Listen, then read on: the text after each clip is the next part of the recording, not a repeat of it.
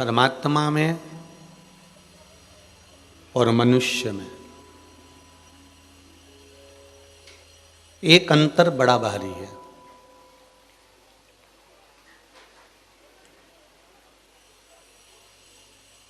मनुष्य देकर 50 बार कह देता है कि मैंने तुमको ये दिया, पर परमात्मा कभी देकर ये नहीं कहता कि मैंने तुमको ये दिया। आस्था चैनल के माध्यम से जितने लोग इस पावन कथा को सुन रहे हैं वो स्मरण करें कि भगवान अगर कुछ दिया है तो उसने कभी नहीं कहा है कि मैंने तुमको ये दिया है।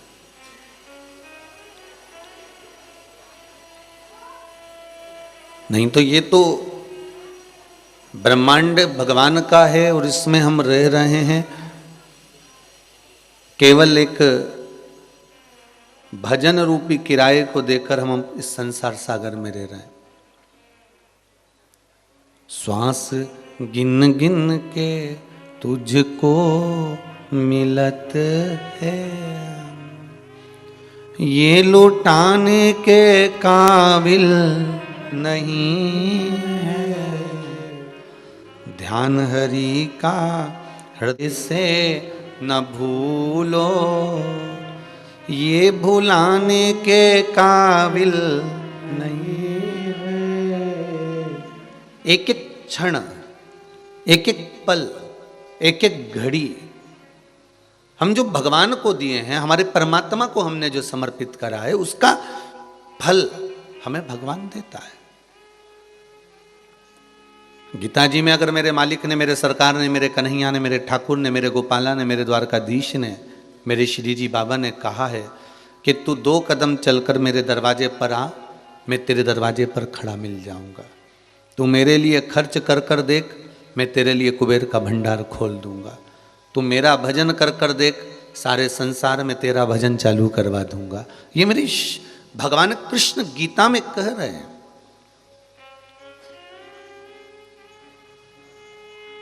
अगर भगवत स्मरण में हम डूब रहे हैं, भगवान की भक्ति में हम डूब रहे हैं, भगवत स्मरण में हम लगे हुए हैं, भगवान के भजन में हम लगे हैं, तो उसका फल हमको मिलना है।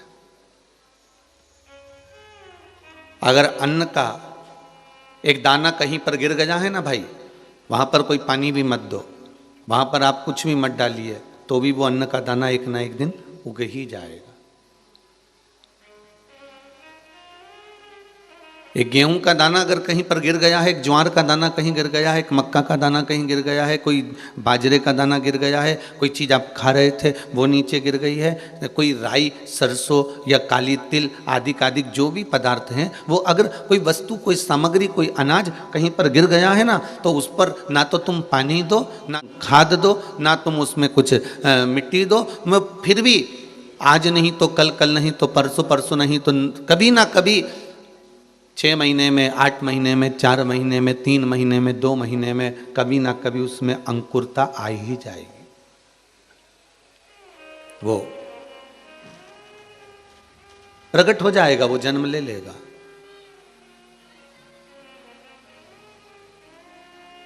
संसार के लोग अगर कुछ दे भी देंगे तो 50 बार कह भी देंगे, ताना भी दे देंगे, पर मेरा परमात्मा आपने निष्कपट भावों से, कोई आपके भीतर कुछ मांगने का प्रसंग नहीं है, कुछ मांगने का ललकता नहीं है, निष्कपट भावों से आपने जो भगवान से मांगा है, भगवान उसको देता तो है पर उसका हिसाब नहीं रखता है। मेरा भगवान कभी हिसाब नहीं रखेगा तुमको देने के बाद में।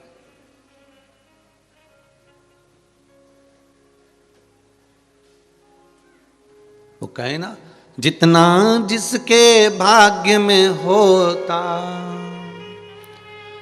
जितना जिसके भाग्य में होता, उतना ही वो पाता है। मेरे भोले के दरबार में सबका खाता है, शिव लहरी के दरबार में सबका खाता है। उसके पास में प्रत्येक जीव का वो बस इतना खाता रखा है कि तुमने भजन कितना करा, पर उसने क्या दिया उसका खाता उसके पास में नहीं। आपके भजन का खाता जरूर है कि आपने भजन कितना करा, स्मरण कितना करा, आपने नाम जाप कितना करा, आप नाम स्मरण कितना कर रहे हैं, आप नाम भक्ति कितना धारण कर रहे हैं।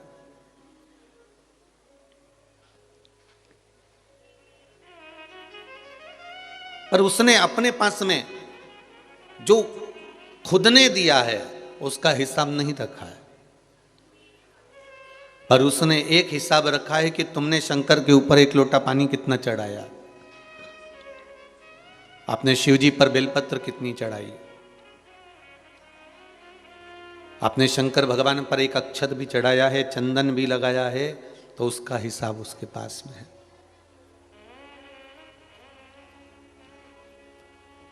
परमात्मा में और संसार के लोगों में एक अंतर है। संसार के लोग कितना तुमको दिए उसका हिसाब रखते हैं, तुमने कितना दिया उसका हिसाब कोई नहीं रखेगा। आपने अगर किसी को, तुम्हारे दोस्त को, तुम्हारे मित्र को, तुम्हारे सखा, तुम्हारे रिश्तेदार को, तुम्हारे कुटुंब वाले को जब जब जरूरत पड़ी 5,000 दोगे के भैया, हाउ ले जा, 10,000 दोगे के भैया, हाउ ले जा, 50,000 दोगे के भैया, हाउ ले जा, तुमने रोज सपोर्ट करा उसको, आपने हर 2-4 महीने में उसको कुछ ना कुछ दिया, उसने मांगा और तुमने दिया। अब एक बार ऐसा करना, जब मांगने आए तो मत देना। तो पहले तुम जो 2 साल से देते आ रहे हो ना, एक बार अगर तुमने अगर मना कर दिया तो वो उस बात को पकड़ कर बैठ जाएगा, और जो इतने समय से तुमने दिया ना उसका कोई फल नहीं है महाराज।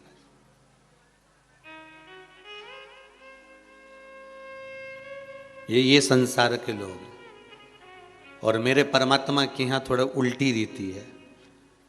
भगवान अपने देने को तो कभी नहीं गिनता कि मैंने तुझे क्या दिया, भगवान तुम्हारे देने को गिनता है कि इसने मुझे कितना बार याद किया, मुझे कितनी बार भजन किया, मुझे कितनी बार नाम जाप किया, कितनी बार श्री शिवाय नमस्तुभ्यम बोला है, कितनी बार इसने मंत्र का जाप किया है, कितनी बार ये नाम कीर्तन में डूबा है, कितनी बार ये नाम स्मरण करा है, कितनी बार इसने मुझ पर जल चढ़ाया है। भगवान शिव के पास में वो खुद क्या देते हैं उसका कोई लेखा नहीं है, पर तुमने जो दिया है उसका लेखा मेरे शंभू के पास में है,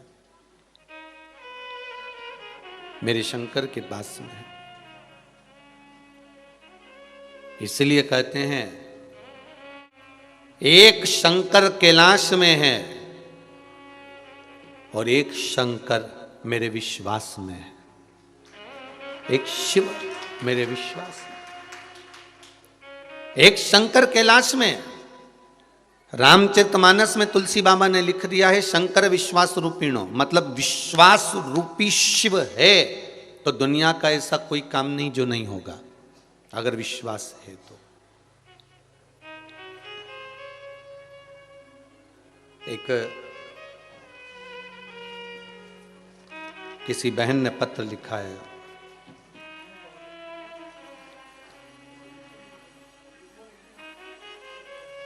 श्री शिवाय नमस्तुभ्यम, जिला उज्जैन के पास नागदा से हीराबाई सेन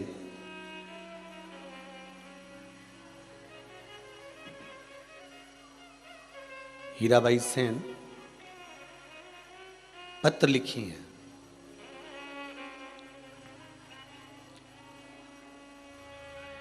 बरसों से मेरे पति को किडनी की परेशानी थी, ये पत्र में लिखा है। हीराबाई सेन ने पत्र लिखा है, बरसों से मेरे पति को किडनी की परेशानी थी, सारे डॉक्टरों के पास में, हाकिम के पास में, औषधि वालों के पास में सब दूर दिखा लिया था। जब सारे डॉक्टरों को दिखा दिखा कर हार गई, तब मैंने अपने पति से कहा कि अब सारे डॉक्टरों को दिखा कर आ गए, सारे हॉस्पिटल में दिखा कर आ गए, एक हॉस्पिटल बचा है, आस्था चैनल पर सुना है, उसका नाम कुबेरेश्वर धाम है। तो पत्र में लिखा है, पत्र में लिखा है।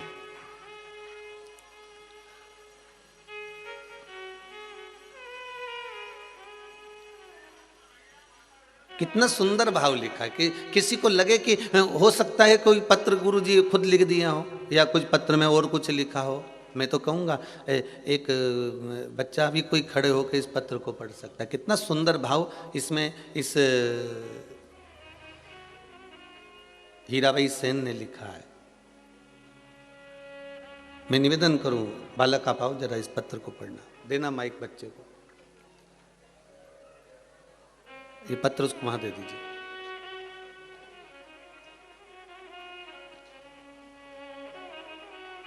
कितना सुंदर भाव इस पत्र में उस माँ ने लिखा है।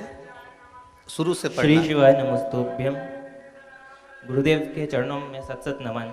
जिला उज्जैन के पास नागदा से हीराबाई सेन में मेरे पति बरसों से किडनी के दर्द से परेशान के थे। डॉक्टर हकीम सभी को दिखाया, सभी जांच करी, पर किडनी के पास दर्द होने के से डॉक्टर भी इलाज नहीं कर पा रहे थे। मैंने पतिदेव को कंधे की दवा, अब एक ही अस्पताल बाकी है, कुबेरेश्वर धाम। तुम वहाँ पर जाकर बाबा को बोलो कर आना, बाबा आपको 3 महीने में ठीक कर देंगे। वो छटपट आते थे 3 महीने पहले और आज भी आए। वो पूरे स्वच्छ होकर, उनका दर्द पूरा भाग गया। पता नहीं गुरुदेव, आज पूरा परिवार खुश है आपके आशीर्वाद से। श्री शिवाय नमस्ते। श्री शिवाय नमस्ते। पत्र वापस दे दो। बहन ने लिखा है 3 महीने पहले आए थे, सारे अस्पताल हार गए, तब जाकर एक ही बचा था, शंभू शंकर त्रिकालदर्शी कैलाशी अविनाशी शिव, कोई दूसरा ही नहीं था। तब बाबा से निवेदन कर कर गए थे और 3 महीने बाद आज फिर बाबा को धोख लगाने आए हैं कि अब सब दवाइयाँ बंद होकर एकदम स्वस्थ हो गए हैं। ये बाबा की कृपा हुई। फिर निवेदन करूंगा, इस भूमि पर ना तो कोई औषधि दी जाती है, ना कोई भभूति दी जाती है, ना इस भूमि पर कोई बेल दी जाती है, ना कोई टोना किया जाता है। इस भूमि पर ना अभी शंकर भगवान बैठे हैं। इस भूमि पर कहीं आपको शिव की मूर्ति, शिवालय कहीं आपको नजर नहीं आएगा कि शंकर कहीं बैठे दिखे हो। ना यहाँ प्राण प्रतिष्ठा हुई है, ना कोई मूर्ति विराजमान हुई है। केवल शंकर और कंकर इस कुबेरेश्वर धाम का एक मूल है और उसके बल पर ना तो यहाँ कोई घूमता है, ना किसी को चक्कर आता है, ना कोई बेल भभूति है। यहाँ तो केवल एक है, वो जो तुलसीदास जी ने कहा था ना कि शंकर विश्वास रूपिणो। एक शिव कैलाश में है और एक शिव आपके विश्वास में है। अगर विश्वास है तो शंकर है।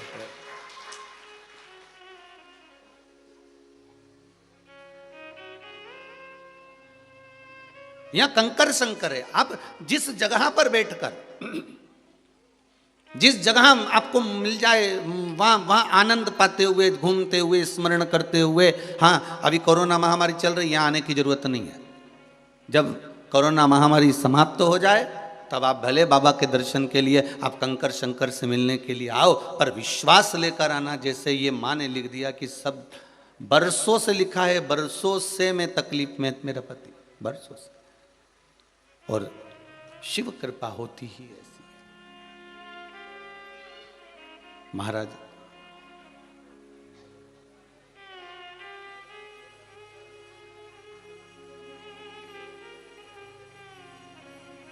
भगवान दया करना, मैं तेरे भरोसे हूँ। भोलेनाथ दया करना, मैं तेरे भरोसे ना घर के भरोसे हूँ, ना परिवार के भरोसे हूँ, ना घर के भरोसे हूँ, ना परिवार के भरोसे हूँ, भोलेनाथ दया करना, मैं तेरे भरोसे हूँ। शंभुनाथ दया करना, मैं तेरे भरोसे हूँ। मैं किसी और के भरोसे पर नहीं। अगर भरोसा है तो मुझे मेरे शंकर पर, एक शिव कैलाश पर है और एक शिव आपके विश्वास पर है। रामचरितमानस की रचना करते समय तुलसीदास जी ने लिख दिया था, शंकर विश्वास रूपिणो। अगर विश्वास है तो शंकर की आराधना करना, विश्वास हो तो शिव की पूजन करना, विश्वास हो तो शंकर पर एक लोटा पानी चढ़ाना, विश्वास हो तो शंकर पर बेलपत्र चढ़ाना, विश्वास हो तो शंकर पर अक्षत चढ़ाना, विश्वास हो तो पुष्प चढ़ाना, विश्वास हो तो शंकर के मंदिर जाना। और अगर विश्वास नहीं है तो तुम तुम्हारे घर में भले और भगवान शंकर अपने मंदिर में भले। वो शिवालय में भला है, आप अपने घर में भले। अगर विश्वास है तो किसी शिवालय में, तुम्हारे घर के पास में भी जो शिव मंदिर हो, जो शिवालय हो, जहां शिवलिंग हो, वहां जाइए।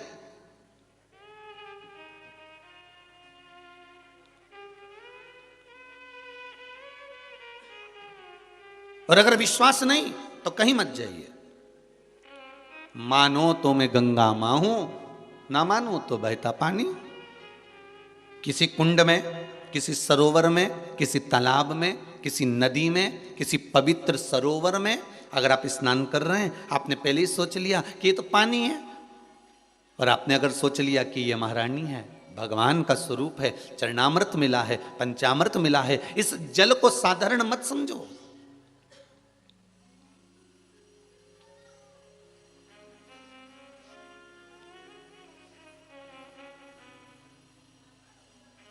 इस जल को कोई साधारण ना समझे।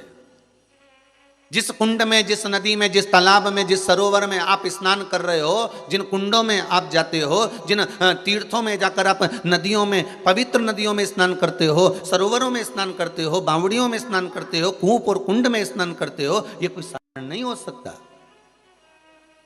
ये कोई साधारण सा नहीं है महाराज। ये भगवान जो बनाया हुआ है, पुराना जो चला आ रहा है, ये कोई साधारण से नहीं। महाराज बस विश्वास पक्का रखना, भरोसा दृढ़ रखना।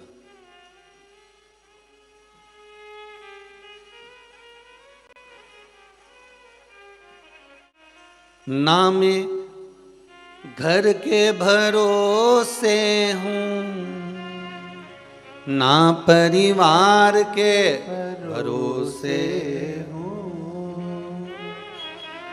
भोलेनाथ दया करना, मैं तेरे भरोसे हूँ। एक आस लेकर, एक विश्वास लेकर, एक भरोसा लेकर हम तेरे दरवाजे पर आए। और अगर ये आस, ये विश्वास, ये भरोसा छूट जाए तो फिर उसका कोई मतलब ही नहीं। फिर भरोसा क्या? आप उस परमात्मा के भरोसे पर रहो। तो एक राजा एक बार घूमने के लिए निकला, और घूमते घूमते राजा एक जगह पर गया तो उन्हें क्या देखा, एक बच्चा छोटा सा एक मट्टी का खिलौना बना रहा है। मट्टी के खिलौने के बनाकर फिर वो बच्चा उस मट्टी के खिलौने में कानों में कुछ कह रहा है। कहने के बाद उस खिलौने को बच्चा तोड़ देता है। वो बच्चा बार बार मट्टी का खिलौना बनाता है, उसके कानों में कुछ कहता है और खिलौने को तोड़ देता है। राजा उस बच्चे के पास गया। राजा ने उस बच्चे से कहा, बाबू, बालक, क्या कर रहे हो? इसके खिलौने के कान में क्या कहते हो और बाद में खिलौना तोड़ देते हो? आखिर बात क्या है? तो उस समय पर वो तुरंत वो बच्चा कहता है कि मैं इस खिलौने के कान में कहता हूं कि तू राम बोल, राम बोल, राम बोल। पर बच्चा जब खिलौने के कान में कहता है तो ये मट्टी का खिलौना राम नहीं बोलता, इसलिए मैं इसको तोड़ देता हूं। जो राम बोल पाए, जो भगवान का भजन ना कर पाए, उसको रखकर करूंगा क्या, इसलिए मैं तोड़ देता हूँ। राजा को अच्छा लगा। राजा ने कहा बेटा आप हमारे राजभवन में रहोगे, हमारे साथ रहोगे, इतने धर्मात्मा, इतने पुण्यात्मा, इतने संकीर्तन वाला हमारे नगर में रहे, इससे बढ़कर सुख क्या है। आप हमारे नगर में रहोगे, आप हमारे राज्य में रहोगे। राजा ने कहा, तो बच्चे ने कहा मैं रहने को तैयार हूं, पर मेरी 4 शर्तें हैं। अगर मेरी 4 शर्त आप मान जाते हो तो मैं आपके साथ में रहने को तैयार हूं। पहली, जब मैं सोऊंगा आपको रात भर जगना पड़ेगा। दूसरी, कपड़े में पहनूंगा तो आपको नग्न रहना पड़ेगा। तीसरी, महाराज जब मैं खाऊंगा, अगर मैं खा रहा हूं तो आपको भूखा रहना पड़ेगा। और चौथी, मेरे दुख में मेरे साथ हर पल खड़े रहना पड़ेगा। राजा बोला ये तो कैसी शर्त है तुम्हारी कि तुम खाओ मैं भूखा रहूं, तुम सो में जागूं और तुम पहनो में नग्न रहूं, ये कहाँ की बात है। तुम्हारे दुख में मैं हमेशा खड़ा रहूं, ये तो फालतू की बात है, ऐसा तो कभी हो नहीं सकता। तो इतने में बच्चा बोला जब तुम ये सब चीजें नहीं कर सकते तो मैं आपके साथ कैसे रह सकता हूं, तो फिर किसके साथ रहेगा। बच्चा कहता है जो इन शर्तों को निभा रहा है आज तक, मैं उसी के साथ रह रहा हूं। कौन निभा रहा है इन शर्तों को, हमसे महान कौन हो सकता है जो इन शर्तों को निभा रहा है। बच्चे ने कहा वो मेरा ओघड़दानी, मेरा त्रिकालदर्शी शिव कैलाशी निभा रहा है, मेरा शंकर इन शर्तों को निभा रहा है। पहली शर्त है मैं सोऊं तू जाग, मैं चैन की नींद सोता हूं और मेरा शंभू रात भर जगता है मेरे लिए। वो भगवान मेरे लिए जगता है। मैं सोऊं वो जागता है, मैं खाता हूं वो भूखा रहता है। मेरा भगवान सबको खिला देता है, आखिरी में बैठता है, कोई भूखा रहता है तो उसको भी खिलाने भाग जाता है। वो मेरा शंभू है। और मैं पहनूं वो नग्न रहता है, उसको कोई मतलब नहीं। कैलाश पर अड़भंग होकर पड़ा हुआ है, अड़भंग होकर रह रहा है, उसको कोई मतलब नहीं कि कौन सा अंबर, कौन सा पीतांबर, कौन सा। एक बहन जी ने व्हाट्सएप पर मैसेज लिखा था, आशीष जी बता रहे थे कि उन्होंने लिखा है कि मैं जब भगवान को जल चढ़ाने के लिए जाती हूं तो थोड़ा सा जल गर्म करके ले जाती हूं।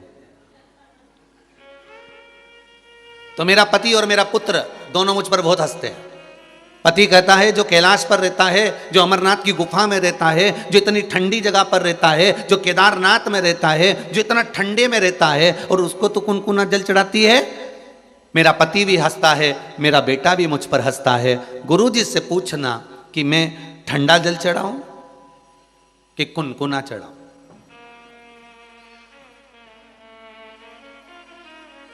फिर वही बात सामने आ गई, भगवान मंत्र तंत्र और तुम्हारे शब्दों से, अर्थात तुम्हारे श्लोकों से, तुम्हारी स्तुति से, तुम्हारे बहुत सारे संवादों से नहीं रिश्ता।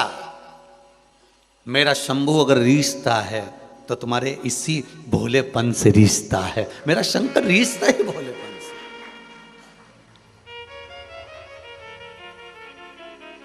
मेरे शिव को रिझाने का केवल एक ही तरीका तुम्हारा भोलापन, क्योंकि भोले का भोला है भगवान शंकर, तुम्हारे भोलेपन से रिश्ता। भगवान शंकर ये कभी नहीं जानता कि तुमने क्या मंत्र पढ़ा है, क्या तंत्र पढ़ा है, क्या साधना करी है, क्या करा। भगवान तो कहता है कि तूने दिल से क्या कहा है वो बता दे। तो दिल से क्या रिझा रही है वो बता दे। मेरे पति को मैंने बोला भी ठंड का समय चल रहा है, ठंड बहुत तेज है, भगवान को ठंड लग जाएगी, इसलिए मैं कुनकुना जल करके ले जाती हूँ। चढ़ा सकती हूँ, नहीं चढ़ा सकती हूँ। मेरा उस बहन से इतना सा ही निवेदन है, मेरी माता से, कि तेरा दिल करता है ना, तेरा मन करता है ना कि भगवान को, मुझे, मेरे मालिक को ठंड लग रही है, तो ये पक्का है कि तेरे मालिक को ठंड लग रही है। तूने महसूस करा होगा, तूने हृदय से अगर भगवान को दिल लगाया है, भगवान से अगर तू हृदय से जुड़ी है, तो तूने महसूस करा होगा कि भगवान को ठंड लग रही है।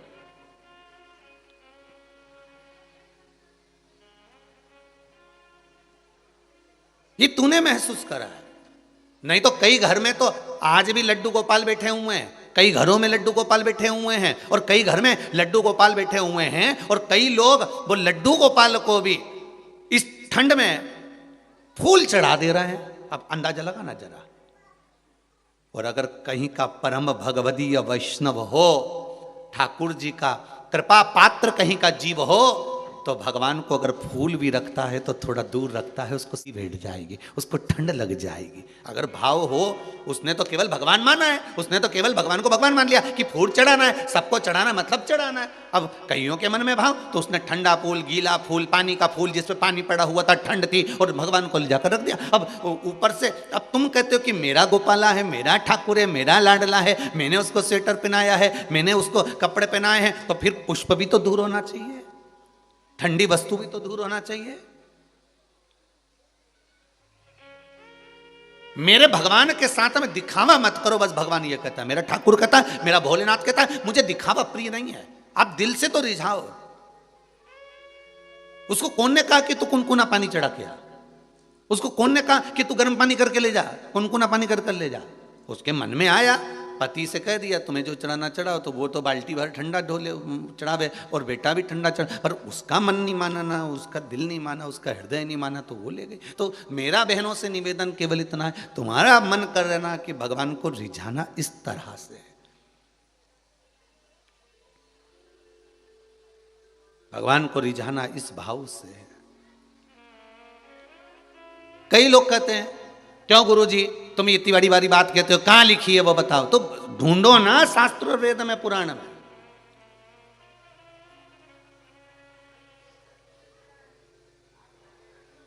पढ़ो, हम भी 24 घंटे कमरे में बैठकर पढ़ते रहते, तुम भी पढ़ो, निकालो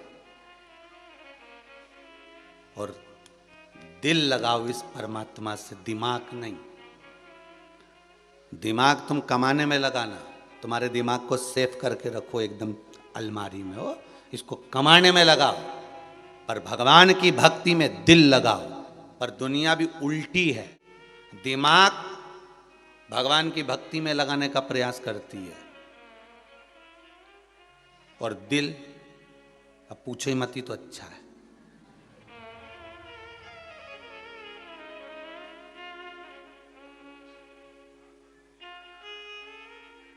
कहा दिमाग दूसरे काम में लगा लो, कमाने में लगा लो, और दिल परमात्मा में लगा लो। पर लोग भी उल्टे हैं, दिमाग भगवान में लगाते हैं। कैसा दिमाग लगाते हैं? हाउ क्या होता है पानी चढ़ाने से, क्या होता है चावल चढ़ाने से, क्या होता है धतूरा चढ़ाने से, क्या होता है भगवान शंकर पर दूध चढ़ाने से। यहां दिमाग लगा रहे हैं, यहां दिमाग लगा रहे हैं। जहां दिल लगाना चाहिए था वहां दिमाग लगाया गया है, और दिल कहां लगाया है?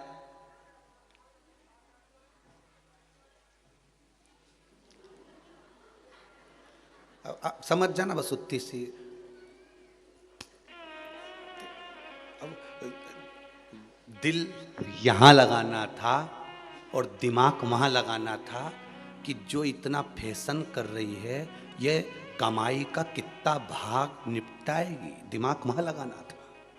पर वहां तो दिल लगाया और तुरंत कह दिया कितने का मोबाइल चाहिए, बोल तू बोल, मैं तुझे मोबाइल ला के दूं। हमारा 10,000 का मेरा मोबाइल टूट गया, उसकी सामने की वो क्या बोलते हो हैं? हाँ हाँ वो चली गई, क्या डिस्प्ले, हाँ वो चली गई। तो कि तू चिंता मत कर, मैं 15,000 का अब भी बाजार से दिलाऊं। अब दिल यहां लगाना था, गलत जगह पर लगा दिया। जहां दिमाग लगाना था वहां दिल लगा दिया। मेरे भगवान के मंदिर में कभी भी जाना, शिवालय में कभी भी जाना, शंकर की चौखट पर कभी भी जाना, 12 ज्योतिर्लिंग पर कभी भी जाना, शिव मंदिर में कभी भी जाना, तीर्थ में कभी भी जाना, भगवान की शरणागति में कभी भी जाना, सदगुरु के दरवाजे पर कभी भी जाना, गुरु की चौखट पर कभी भी जाना, वहां पर दिमाग मत लगाना, मत दिल लगाना।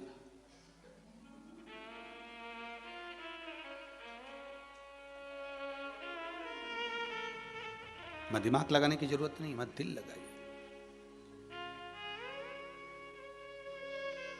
वहां फिर हमको सोचना नहीं है।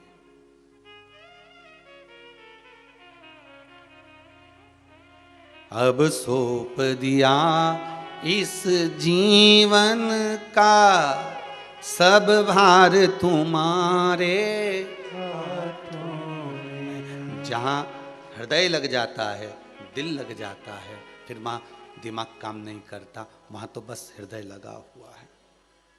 शंभु शरणे पड़े मांगू घड़ी रे घड़ी दुख काटो, दया करी ने दर्शन आपो। हे प्रभु, अब मेरा मन, मेरा चित्त, मेरा हृदय कहीं दूसरी जगह ना जाए, आपके चरणों में लग जाए। पूर्ण विश्वास दे दो। जैसे बच्चा कह रहा है मैं भोजन करता हूं भूखा वो रहता है, मैं सोता हूं जागता वो रहता है, और महाराज मैं पहनता हूं नग्न वो रहता है, और मेरे दुख के हर पल में, हर घड़ी में, हर क्षण में साथ वो खड़ा रहता है, कोई दूसरा नहीं।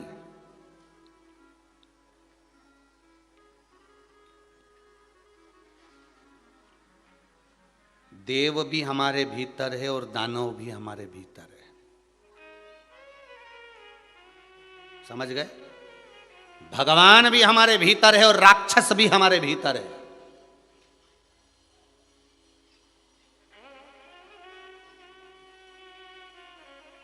और केवल ये एक युग से नहीं, सतयुग, त्रेता, द्वापर, कलयुग, चारों युग में टटोल कर देख लीजिए, देव भी और दानव भी सब मिलते हैं, बस अंतर है, थोड़ा थोड़ा अंतर है।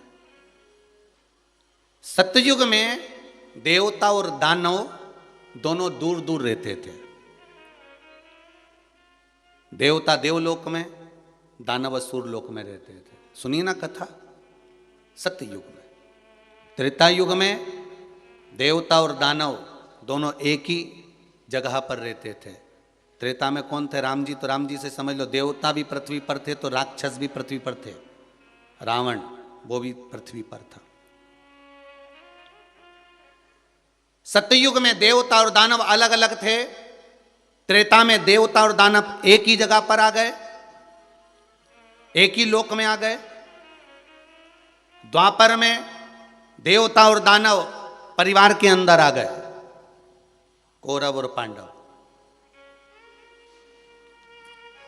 कंस और कृष्ण परिवार में देवता और दानव। अब देखिए कितना सुंदर बात है। सतयुग में अलग अलग थे, त्रेता में एक जगह पर आए, द्वापर में परिवार में आ गए देवता और दानव, और कलयुग में मनुष्य के अंदर आ गए देवता और दानव। अब जब तुम्हें देवता को प्रकट करना हो, देवता भी हमारे भीतर है और दानव भी हमारे भीतर है। आप क्या प्रकट करना चाहते हो, आप क्या प्रगटाना चाहते हो, ये आपके ऊपर है। कोई ने निंदा करी, कोई ने अपशब्द कहा, कोई ने ताने दिए, कोई ने गाली दी, कोई कुछ बोल दिया और तुम्हें क्रोध आ गया, समझ लेना तुम्हारे भीतर से दानव प्रकट हो गया। और किसी के अपशब्द बोलने पर भी, किसी के ताने देने पर भी, किसी के गाली देने पर भी, किसी के बोलने पर भी अगर तुम्हें क्रोध नहीं आ रहा है तो समझ लेना देवता तुम्हारे भीतर। बोलने दो उसको। आग लगे बस्ती में और अपन रहो मस्ती में, क्या किसको रोइए चादर तान के सोइए। उसका काम है निंदा करना, उसका काम है बुराई करना, उसका काम है चुगली करना, उसका काम है अपशब्द बोलना। भगवान ने उसको पैदा इसलिए करा है, कहकर भेजा था कि नीचे जाकर तुझे केवल निंदा ही करना है। तो तुम क्या कर लोगे? क्यों बंद हो जाएगा निंदा करने से?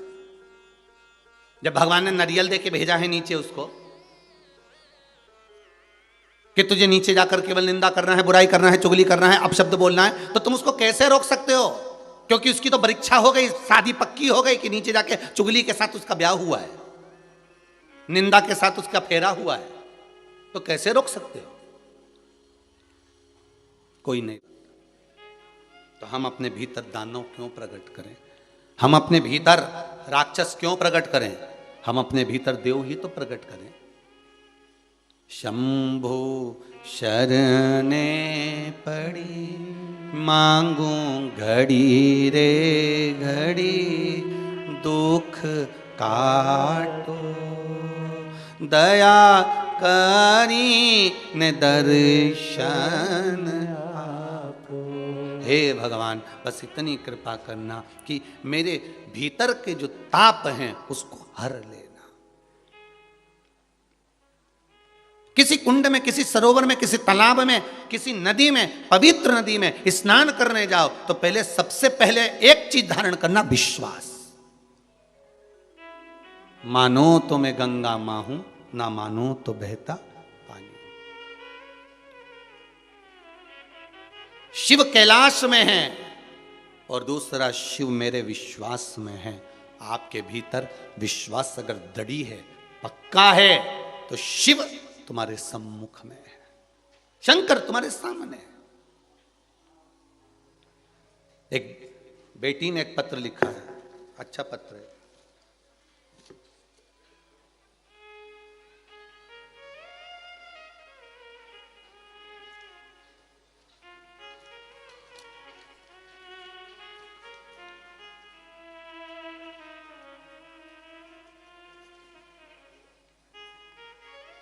मैं साधना अग्रवाल, कन्नौज, जिला हरदा से हूं।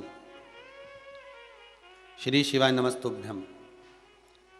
पत्र में लिखा है, गुरुदेव, दीपावली के 2 महीने पहले मेरे बेटे की भोपाल में एक एग्जाम थी, जिस एग्जाम को उसको एक ही बार में निकालना था। गुरुदेव, मेरा बेटा एग्जाम देकर आ गया और पशुपति व्रत उसने चालू कर दिए। इस पत्र में लिखा है इस बहन ने, साधना जी अग्रवाल, कन्नौज, जिला हरदा से। पशुपति व्रत चालू करे, काउंसलिंग में उसका नाम नहीं आया। जब काउंसलिंग में नाम नहीं आया तो उसका मन उचिष्ट हो गया और उसने पशुपति व्रत को छोड़ने का मन में विचार कर लिया। पर मैंने, मेरे परिवार ने उसको फिर वापस कहा कि तू व्रत मत छोड़, व्रत तो कर, काउंसलिंग में नहीं आया तो नहीं आने दे, तू व्रत तो पूरे कर ले, शंकर के व्रत है, करने में क्या जा रहा है। जैसे ही तीसरा व्रत पूर्ण हुआ और उसका जो एग्जाम था, उस काउंसलिंग में उसका नाम वापिस आ गया और वो निकल गया। ये पत्र बोल रहा है, इस पत्र में वो लिख रही है, महाराज, जहां पर सब तरह से जीव हार जाता है, हम फिर कहेंगे पहले सारे जगत में घूम आओ, संपूर्ण जगत में तुम्हारी जिससे जिससे पहचान है उसके हाथ पैर खूब जोड़ लो, मना नहीं है। पर आखिरी में फिर भटकना मती, शंकर का द्वार, मेरे शिवालय, जहाँ तुम्हारे घर के पास में जो शिव का शिवालय हो, उस शिवालय में चले जाना, उससे विनती करना, प्रार्थना करना, उससे दिल की बात कहना, हृदय की बात कहो।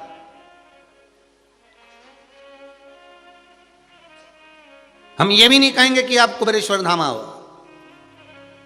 हम ये भी नहीं कहेंगे कि तुम कहीं जाओ, तुम तो तुम्हारे घर के पास में जो शिवालय है, जो शिवलिंग हो, जो शंकर जी का मंदिर हो, वहां जाइए और अपने दिल की बात, अपने हृदय की बात, अपने चित्त की बात, अपने मन की बात उस शंभू से कह दो, उस शंभू से कह दो। भोलेनाथ दया करना, मैं तेरे भरोसे हूँ, ना घर के भरोसे, ना परिवार के भरोसे हूँ, केवल तेरा सहारा, तेरा भरोसा, दूसरा कुछ नहीं। कल प्रसंग चल रहा था, माता पार्वती जी भगवान शिव से कह रही थी, भोलेनाथ, जो पुरु ने वसु ने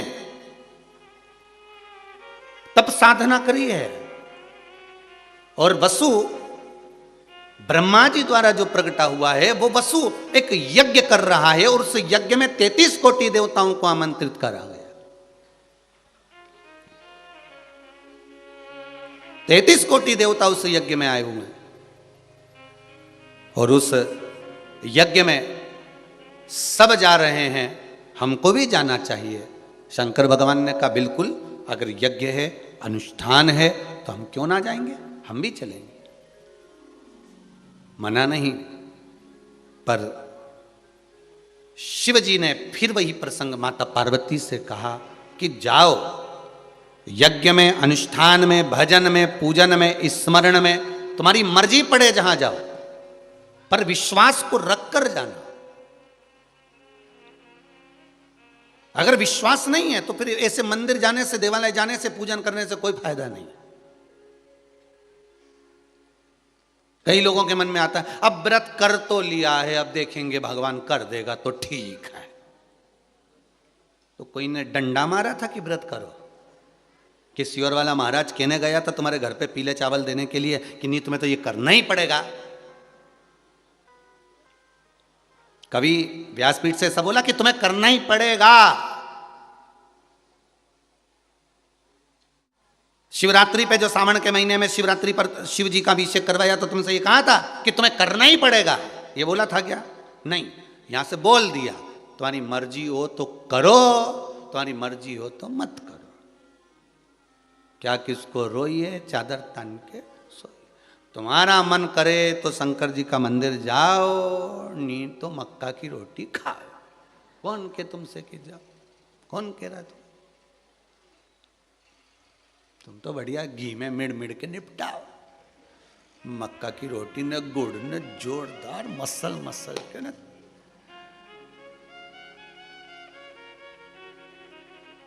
अभी कल की बात है, कोई कह रहा था गुरुजी हमारे यहाँ पर गांव में, हमारे यहाँ राजस्थान में ऐसा नियम है कि हम मकर संक्रांति पे हमारा पूरा परिवार बैठ जाता है और बाजरा का खिचड़ा बनता है और मक्का की रोटी न, ज्वार की रोटी न, बाजरा की रोटी, और कम से कम इतना घी कि 1 पीपा घी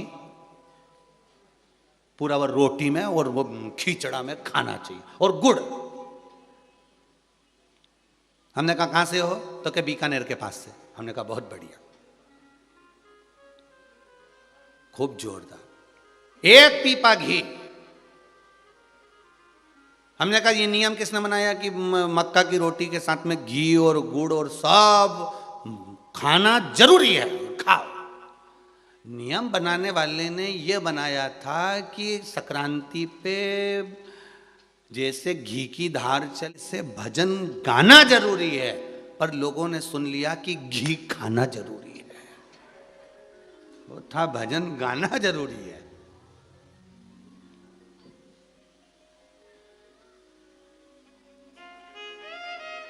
अब मकर संक्रांति पर अब मालूम पड़े किसी के शरीर की कैपेसिटी नहीं है, इतना शरीर नहीं काम करे इतना, और इतना घी खा ले तो बापड़ा 8-10 दिन तो घर से ही नहीं उठे खटिया पे, तो क्या मतलब का? ये लिखा था मकर संक्रांति पे जैसे घी की धार चले ऐसे भजन गाना जरूरी है। लोगों ने सुन लिया कि 1 पीपा घी खाना जरूरी है। वो गलती से सुन लिया, गड़बड़ हो गया। महाराज भजन गाओ, स्मरण करो, जितना कर सकते हो विश्वास रखकर करो। महाराज विश्वास रखकर करोगे तो वो भजन का सुख मिल जाए, भजन का सुख मिल जाए। बस प्रभु की भक्ति में जितना जितना शिव कह रहे हैं पार्वती, वसु अगर यज्ञ करा रहे हैं और उस यज्ञ में आपको जाना है तो किसी यज्ञ में, किसी अनुष्ठान में, किसी देवालय में, किसी तीर्थ में, किसी कुंड में, किसी नदी पर, किसी सरोवर पर, किसी तालाब पर, किसी कूप पर, तब जाना जब तुम्हारे भीतर विश्वास जागृत हो जाए। और अगर विश्वास नहीं हो तो बिल्कुल मत जाना। हम बार बार आपसे कहते हैं, आपके मन में अच्छा लगे कि शिव महापुराण से कुछ सीखो मिल रहा है तो शिव पुराण की कथा सुनो, नहीं तो रिमोट तुम्हारे हाथ में है, आस्था चैनल चेंज करो, दूसरा महाराज आ रहा होगा उसको सुनो। 1 मिनट की देरी मत करो। तुम तो तुम्हारे पास में बिल्कुल सिरा नहीं रखा, सोफा पे ही रखा है, कुर्सी के बाजू में ही धरा है रिमोट, कई कई के तो हाथ में ही होगा, बस निपटा तुरंत। तुम्हें लगे ना कि महाराज गड़बड़ कर रहा है, महाराज फालतू की बात बोल रहा है, तो रिमोट तुम्हारे हाथ में है, तुम तो दबाओ, ने दूसरा महाराज के सुनो। तुम्हें लगे किसी और वाला महाराज फालतू की बात बोले तो तुम तो तुरंत मोबाइल में चेंज। काहे को अपना फालतू का टाइम बर्बाद करो, नहीं यूट्यूब में, फेसबुक पे, तुम तो अपना इंस्टाग्राम चलाओ और तुम्हारा वजन बढ़ाओ। तुम काहे को माथा पच्ची करो बे, मतलब सी और वाला महाराज का चक्कर में पड़ा।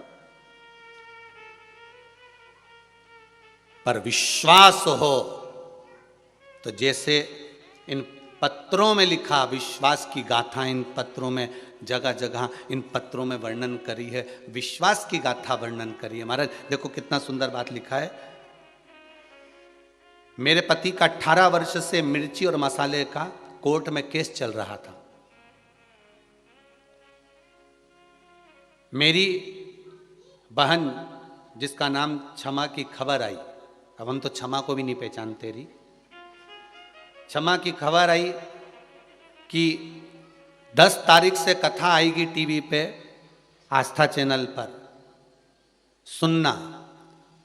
तो मैंने शंकर जी को जल चढ़ाने जा रही थी और शंकर जी से कह के आई, हे भोलेनाथ 10 तारीख से पुराण की कथा चालू हो रही है बस योर वाला महाराज की, तू ऐसी कृपा कर देना कि हम पूरी 7 दिन की कथा सुन लें और अदालत की पेशी इस बीच में नहीं आए।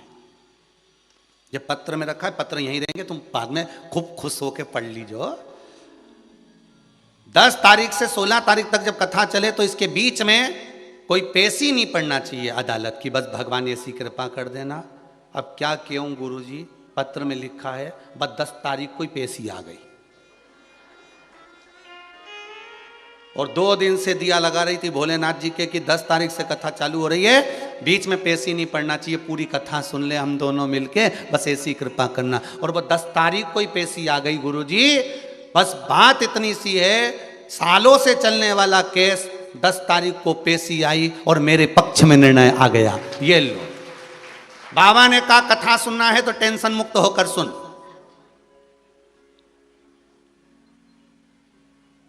सुनना ही है ना तेरे को कथा, और दोनों जोड़े से सुन रहे, टीवी के सामने बैठकर सुन रहे, आस्था चैनल पर कथा सुन रहे, तो सुनो। और ये मुक्त होकर सुन रहा, कहां टेंशन कर। अब सौंप दिया इस जीवन का सब भार तुम्हारे हाथों में। मैं सुनूं। अब हमारा तो आपसे भी निवेदन है, जितने लोग आस्था चैनल पर कथा सुन रहे हैं, जितने फेसबुक यूट्यूब पर कथा सुन रहे हो, विश्वास रखकर सुनना। तुम्हारा समय अनमोल है। तुम 1 बजे से 4 बजे तक कथा सुन रहे हो, ये तुम्हारा समय बड़ा अनमोल है। इस समय को केवल गंवाना नहीं है कि यहां से सुना यहां से निकाल दिया।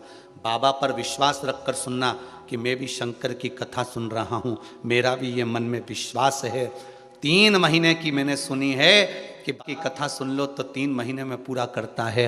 एक बार दिल लगाकर, दिमाग लगाकर नहीं। कथा दिमाग लगाकर मत सुनना, दिल लगाकर सुनना।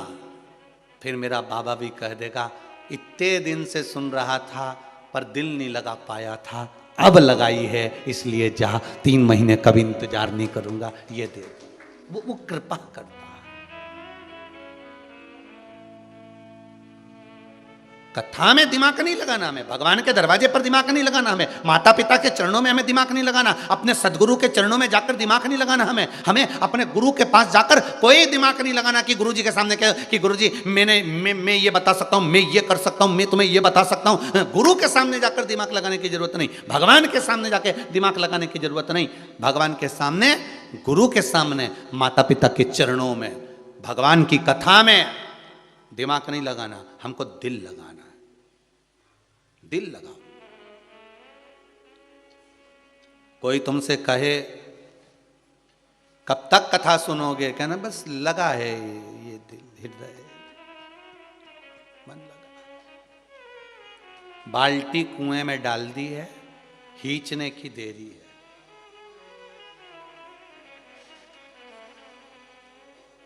दुख की सुरंग, ट्रेन जब चलती है तो कई सुरंग आ जाती हैं, आती कि नहीं आती? कोई सुरंग बहुत बड़ी होती है, कोई सुरंग बहुत छोटी होती है। ट्रेन चल रही है, अंधेरा हो गया तो तुम क्या रेलवे वालों पे केस लगाओगे? क्यों रे, इतना अंधेरा कैसा है? तो कहेगा सुरंग में जा रही है। कि टिकट वापस करोगे, कि ट्रेन में से कूद जाओगे? कुछ करोगे नहीं। टीसी से बोलोगे भैया अंधेरा कैसे, सुरंग आई है। तो इतनी लंबी सुरंग चले जा रही, अंधेरा ही अंधेरा, अंधेरा ही अंधेरा। टीसी बोलेगा चिंता मत करो, कहीं तो अंत होगा इस सुरंग का। जब सुरंग का अंत होगा तब प्रकाश वापिस आ जाएगा।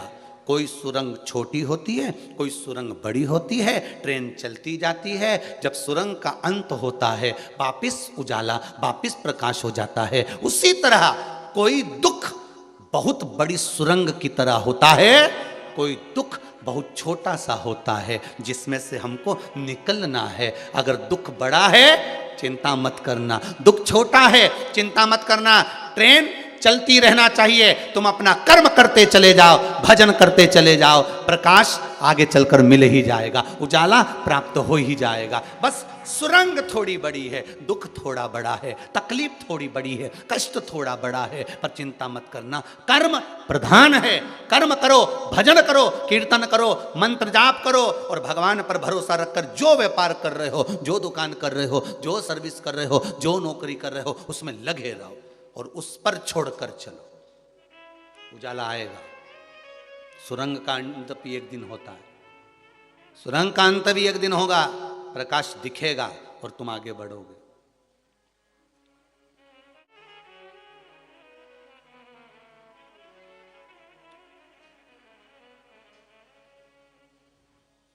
मिलेगा वो अंत। देखो, विश्वास परमात्मा को प्रकट कर देता है।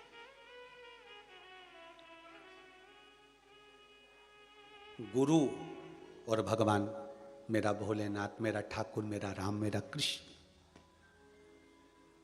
चार प्रकार से कृपा करता है। गुरु भी चार प्रकार से कृपा करता है और भगवान भी चार प्रकार से कृपा करता है। उसकी कृपा का पहला है स्मरण, दूसरा है दृष्टि से, पहला स्मरण से, दूसरा दृष्टि से, तीसरा शब्द से और चौथा स्पर्श से। मेरा गुरु और परमात्मा चार प्रकार से कृपा करता है। मेरा शंभू, मेरा शंकर, मेरा ओघड़दानी, मेरा भोलेनाथ और कोई सतगुरु, ये चार प्रकार से कृपा कर देते। पहले स्मरण से। स्मरण कैसा? जैसे कछुआ की जो पत्नी होती है, कछुवी, अब कछुआ की पत्नी को तो कछुई बोलेंगे, और तुम्हारे यहाँ कुछ बोलते हो तो बात दूसरी हो। जितने लोग आस्था पर सुन रहे हो, फेसबुक यूट्यूब पर सुन रहे हैं, कछुए की पत्नी का नाम तुम्हें कुछ और मालूम हो तो हमें बता देना, भेज देना, अगली बार कथा में हम उसको बोल देंगे। मेंढक की पत्नी मेंढकी,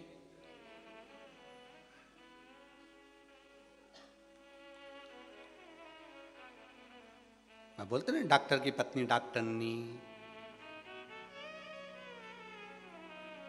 मास्टर की मास्टरनी, ऐसा हम पहले से बोलते आ रहे हैं।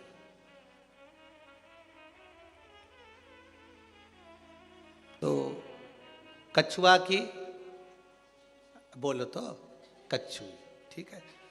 तो कछुई, कछुए की पत्नी जब बच्चे को जन्म देती है, अंडा देती है, तो वो बच्चे को जन्म, अंडे को जन्म वो पानी में नहीं देती है, वो रेत में देती है।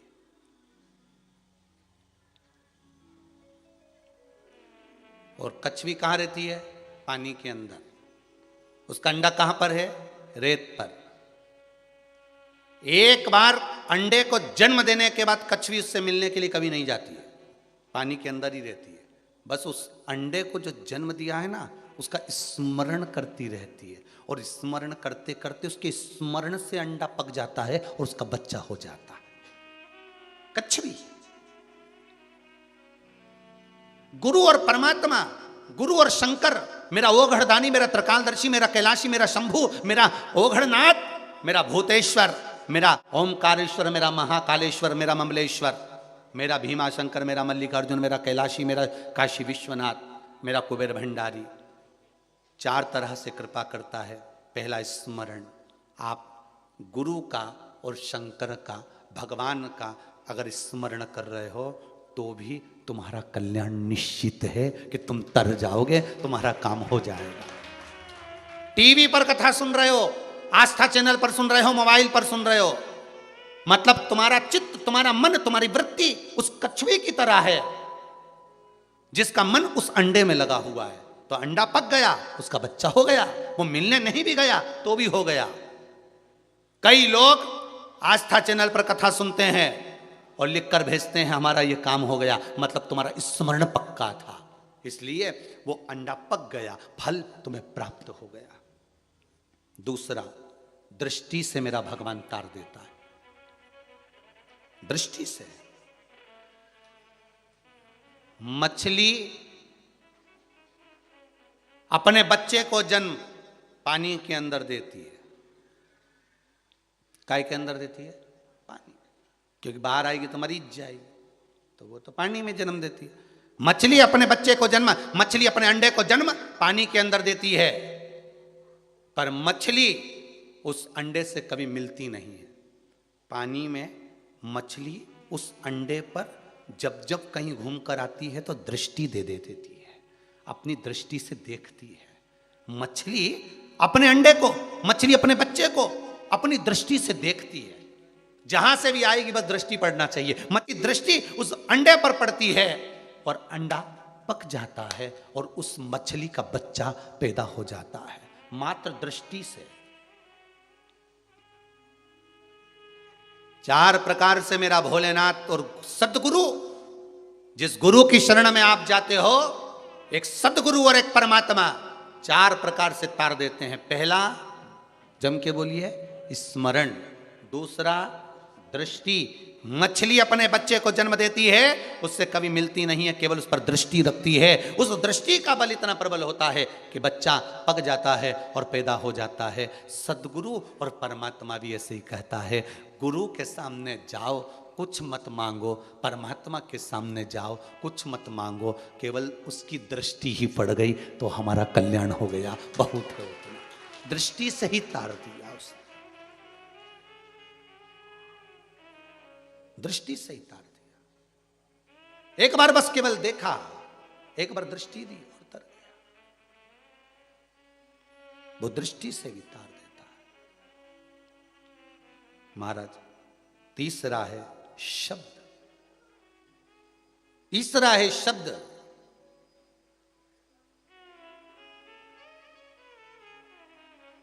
परमात्मा के शब्द, वेदों के शब्द, शास्त्रों के शब्द, पुराणों के शब्द, गुरु के शब्द, ये भी तारने वाले। टिटहरी, देखिए पक्षी होता है टिटहरी, वो टिटहरी अपने बच्चे को पृथ्वी पर देती है,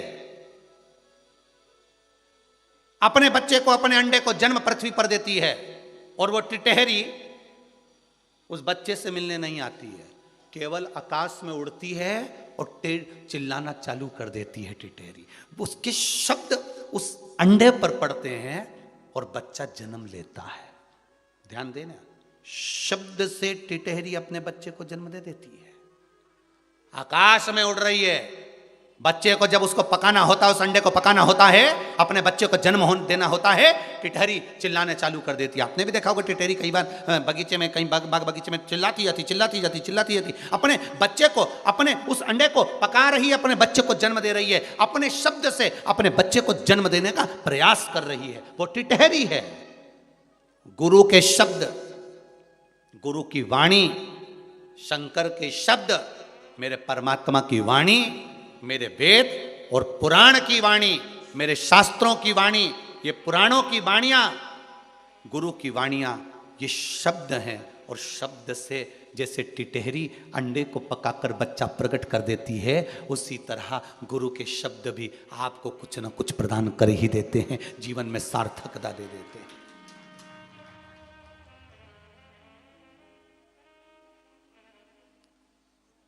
अच्छे से संभाल कर रखी हुई वस्तु एक ना एक दिन काम आ ही जाती है। संभाल कर रखी हुई वस्तु अच्छे से संभाल कर रखी हुई वस्तु एक ना एक दिन काम आ ही जाती है। और अच्छे से ध्यान लगाकर सुनी हुई कथा एक ना एक दिन काम आई जाती है। अच्छे से ध्यान लगाकर सुनी हुई कथा एक ना एक दिन काम आई जाती है। कोई उपाय, तुम्हारे यहाँ कोई बीमार पड़ गया, किसी को कैंसर जैसा रोग हो गया, किसी को किडनी का रोग हो गया, किसी को कोई तकलीफ हो गई, किसी के बच्चे, तो तुम खुद ध्यान लगाकर अगर कथा सुने हो तो बता सकते हो कि तू ऐसा कर ले। ध्यान लगाकर अच्छे से संभाल कर रखी हुई वस्तु एक ना एक दिन काम आई जाती है।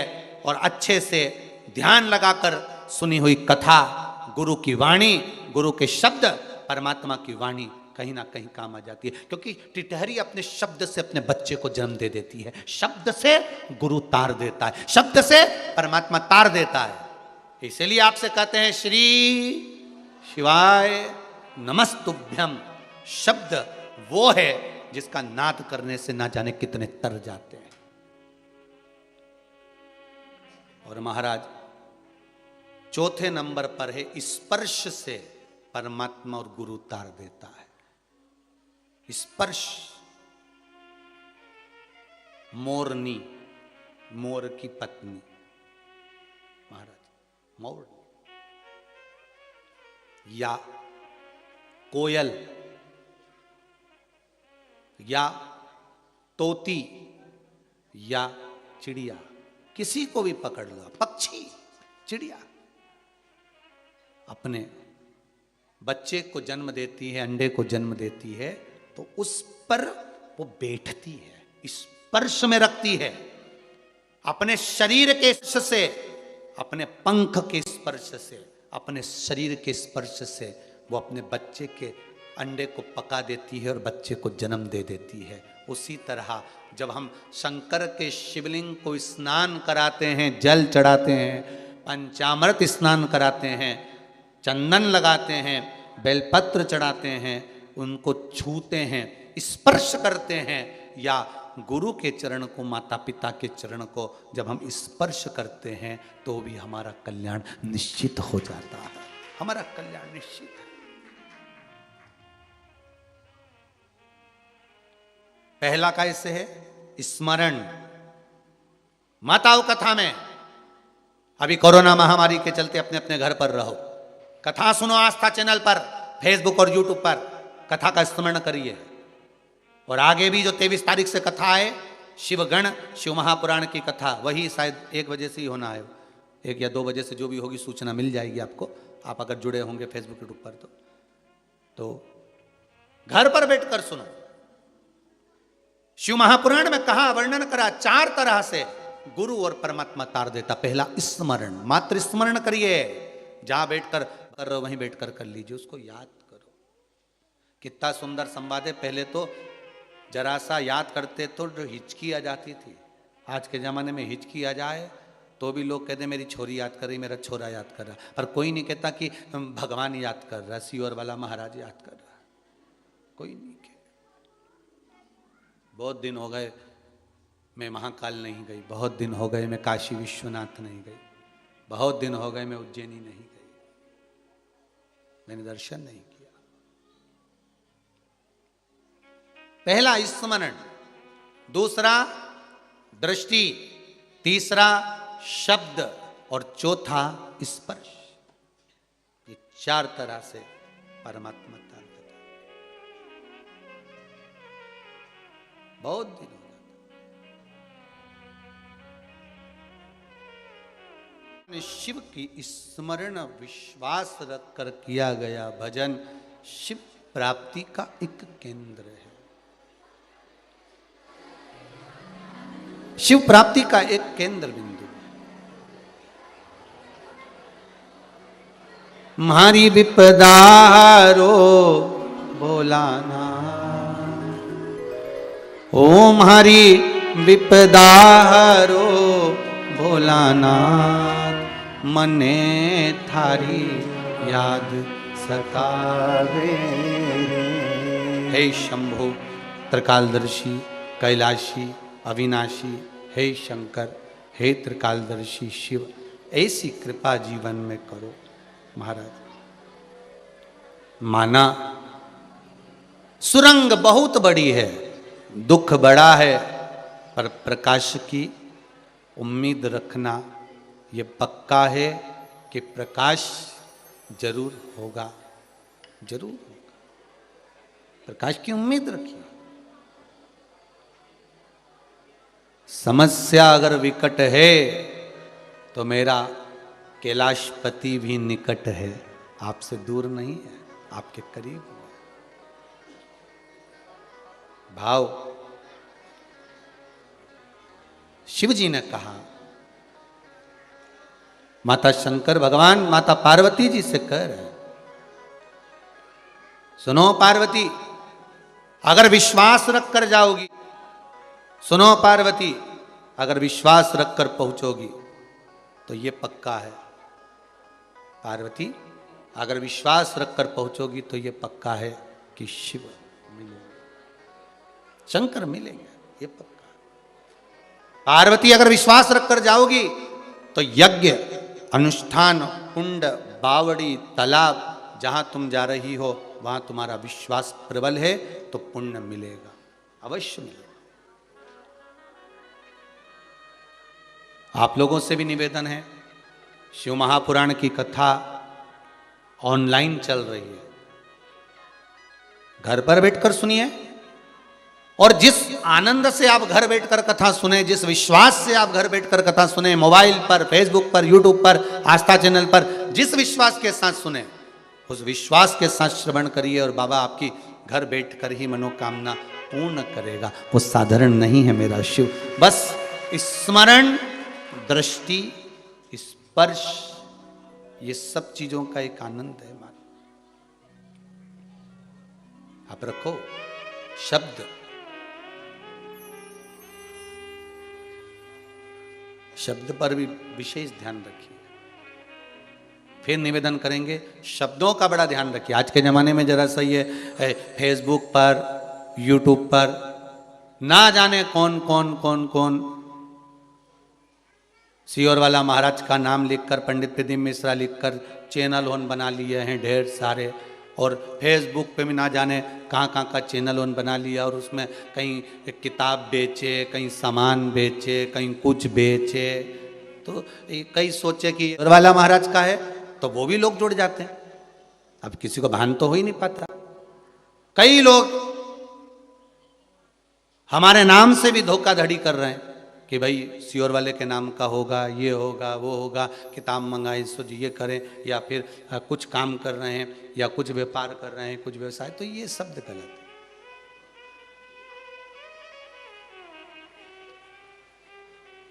यहां तो शिव है, शंकर है, ये शिव महापुराण की कथा है। और आपको पहले भी कहा, कोई उपाय, हमारा फोटो लगा हुआ है और आवाज किसी दूसरे की आ रही है, चल रहा है, उसको आप स्वीकार ना करिएगा।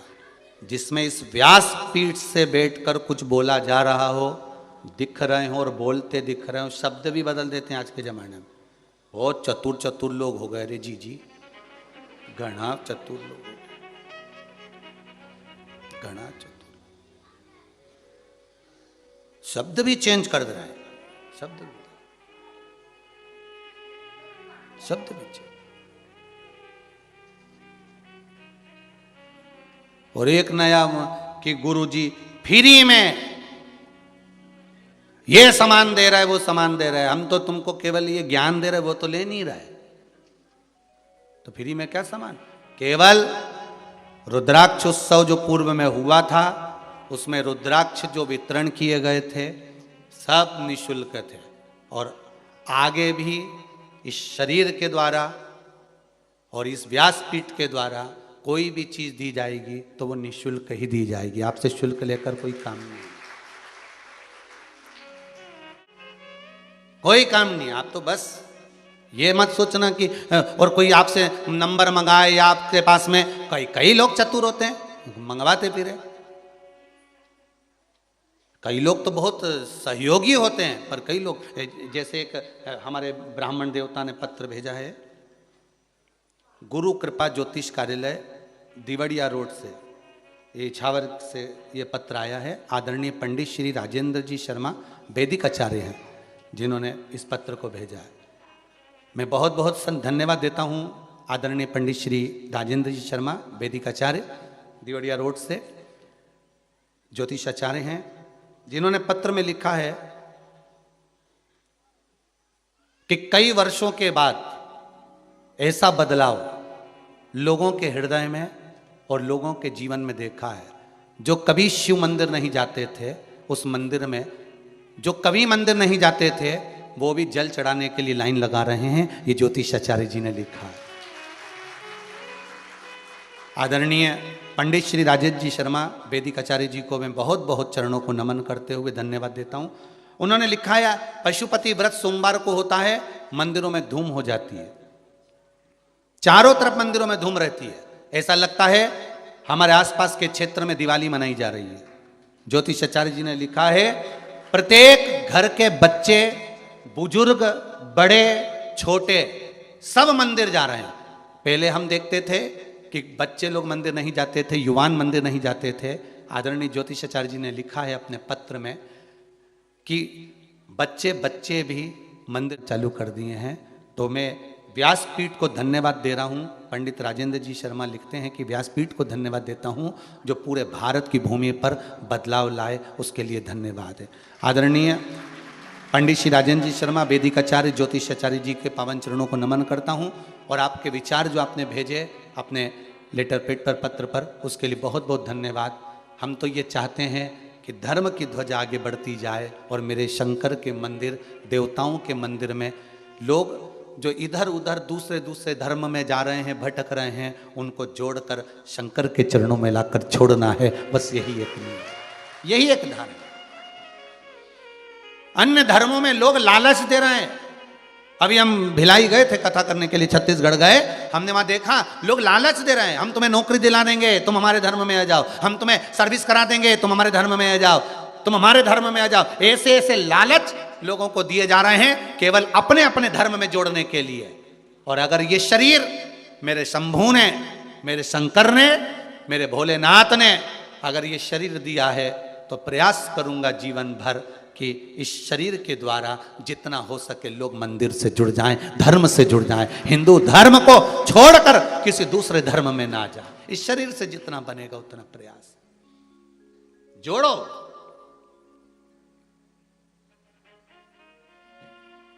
किसी दूसरे धर्म को लोग तोड़ने के लिए तैयार नहीं है। केवल एक ही धर्म दिखता है लोगों को तोड़ने के लिए, वो हिंदू धर्म दिखता है। क्योंकि हिंदू धर्म का व्यक्ति बहुत भावुक होता है, बहुत नर्म होता है। उसको दूसरे धर्म के लोग थोड़ा सा लोभ देते, थोड़ा लालच देते और अपने धर्म में जोड़ लेते हैं। पर आज सारे धर्मों पर भारी पड़ रहा है हिंदू धर्म, क्योंकि हिंदू धर्म का एक एक हिंदू आज जाग गया है, भगवान को जान गया है कि भगवान शिव की शरण के सिवाय, राम और कृष्ण की शरण के सिवाय कहीं नहीं जाना, दूसरे धर्म में पहुंचना ही नहीं है। अब जाग गया, अब भटक लिए हम, अब नहीं भटकना हमको। बहुत बहुत लोगों को तकलीफ है महाराज जी।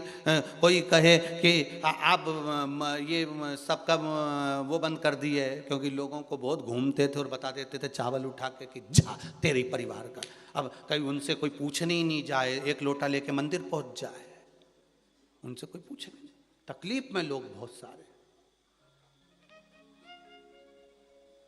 अरे भाई, शिव महापुराण की कथा नहीं है।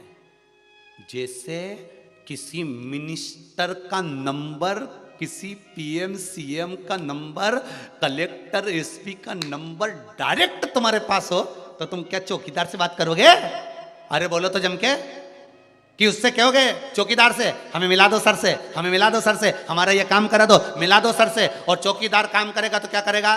पहले दाओ 500 रुपए, लाओ 1000 रुपए, फाइल आके बढ़ाता हूं। पर अब डायरेक्ट तुम्हारी तो सीधे ऑफिसर से पहचान हो गई। ये शिव महापुराण की कथा नहीं, ये शंकर का डायरेक्ट नंबर है। सीधे काल लगा, सीधे शंकर के पास। जैसे 108, वो कौन सा नंबर होता है? 108 नंबर को बुलाओ तो एम्बुलेंस आ जाए। बस मुख से श्री शिवाय नमस्तुभ्यम बोलो और पशुपति नाथ का 5 व्रत कर लो, नहीं बोला ना टूट मानो जा। बस अपने डायरेक्ट नंबर है साहब। अब उसके बाद भी तुम भटको, उसके बाद भी भटक रहे हो तो ये तुम्हारी मर्जी है। फिर तुम भटको तो भटको। जब शंकर जी डायरेक्ट नंबर दे दिए हैं। वो एक भजन गाती थी हमारी राजगढ़ वाली बाई, गीता बाई जी महाराज। मैं तो रोज लगाऊं टेलीफोन, सच्चा नंबर देना भगवान। पहला फोन मैंने सीहोर लगाया,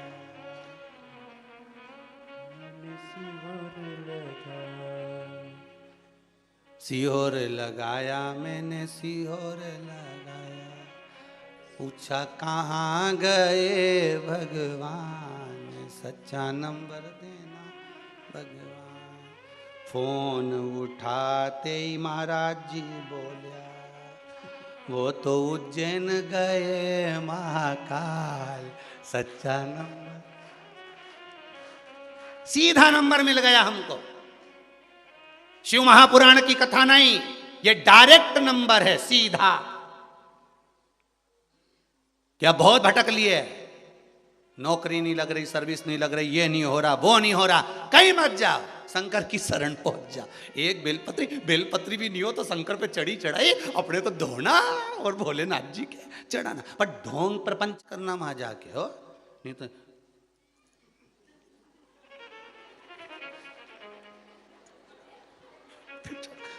ऐसा ढोंग प्रपंच शंकर जी को नहीं चाहिए। शंकर जी तो बोले जैसी है वैसी चल।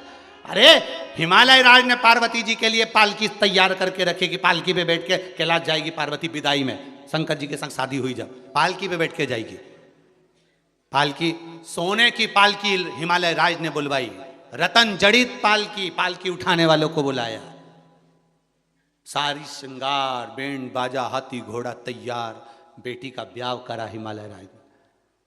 पर शंकर भगवान पार्वती जी को देख के बोले पालकी में जाएगी कि डायरेक्ट आएगी? ये तो बोल। पार्वती जी बोली पालकी में बैठूंगी, फिर ये उठाएंगे, फिर लेके पीछे पीछे चलेंगे, तुम आगे हम पीछे। ऐसा कोई आनंद है? अपने तो तुम हाथ दो, नंदी पे जो भोलेनाथ जी चढ़ा और शंकर जी ने जो हाथ दिया और हाथ देते से जो बैठी डायरेक्ट कैलाश, डायरेक्ट।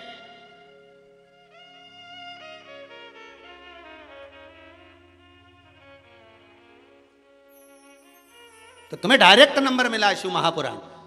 पूरे दुनिया के लोगों को, पूरे विश्व के लोगों को ये डायरेक्ट नंबर है शंकर की कथा, शिव महापुराण की कथा। छूटना नहीं चाहिए। डायल करते रहो, कथा सुनते रहो, एक ना एक दिन तो कॉल लगेगा। कई लोग तो सीहोर लगाते हैं आश्रम पे, तो नहीं लगता। बार बार सारे नंबर लगा के देख ले, गुरुजी लगते ही नहीं है, हम तो परेशान हो गए, जवाब ही नहीं आता। लगाते रहो।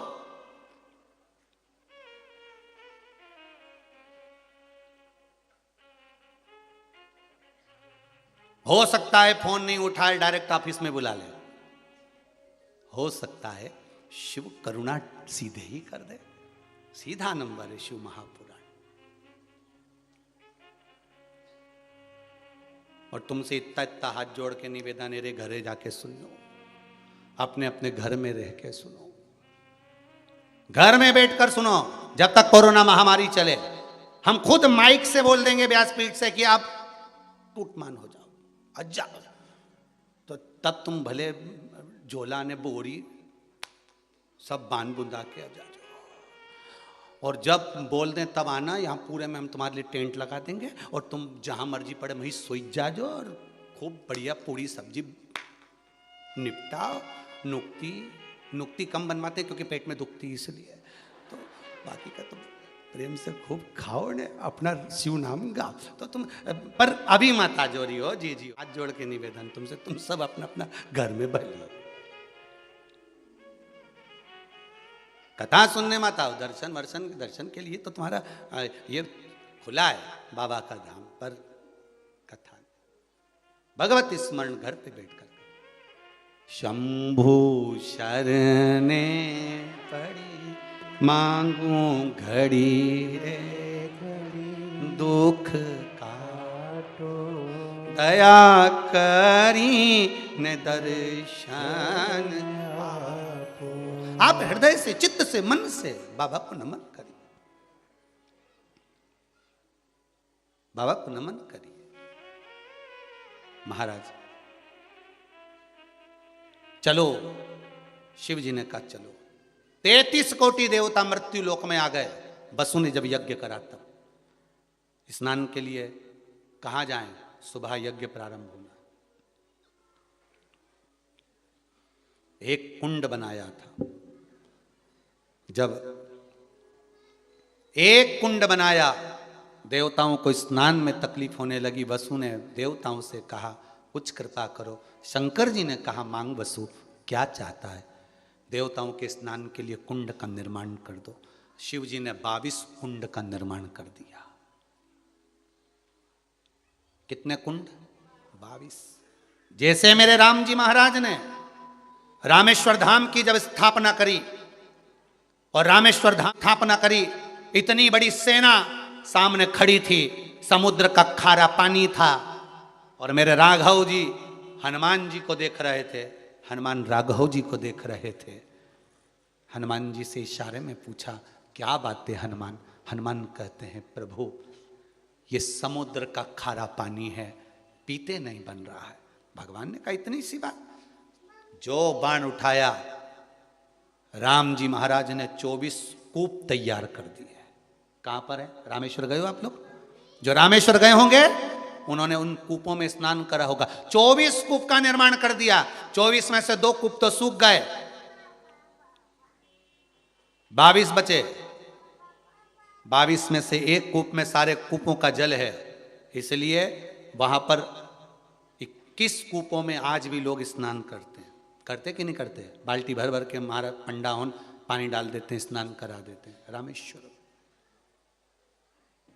जितने कुएं राम जी महाराज ने जितने कूप बनाए, एक एक कूप के जल का स्नान करो, राचमन करो, सारे कूप का जल का अलग अलग स्वाद आएगा आपको। अब इतनी सी दूर में इतने कुएं में स्वाद कैसे बदल सकता है? तो ये तो राम जी जान सकते हैं।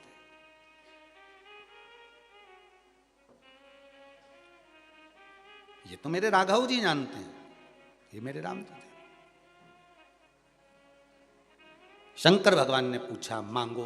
वसु क्या चाहते हो तुम? वसु कह रहे हैं 33 कोटि देवता स्नान करे, वो भाव प्रकट करे। पर ब्रह्मा जी के पास में पहुंचे, ब्रह्मदेव से कहा ब्रह्मा जी कुछ आप करिए। शंकर जी ने कहा पहले काम करो, ब्रह्मदेव के पास जाओ। ब्रह्मा जी अगर कुछ करते हैं, निर्माण करते हैं, तो इससे बढ़कर सुख क्या होगा? ब्रह्मदेव के पास गए, ब्रह्मा जी से कहा ब्रह्मदेव आप कुछ निर्माण कर दीजिए। ब्रह्मा जी ने कहा ठीक है। ब्रह्म जी ने अपने हृदय से एक सरोवर को प्रकट करा। ब्रह्मा जी के मन से जो सरोवर उत्पन्न हुआ उसका नाम मान सरोवर हुआ।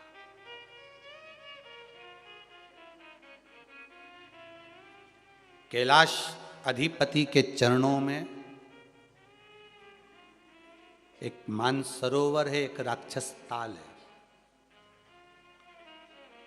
राक्षस ताल, राक्षस का वो सरोवर जिसका पानी खारा है, और मान सरोवर जिसका पानी निर्मल शीतल औषधि से युक्त है। मान सरोवर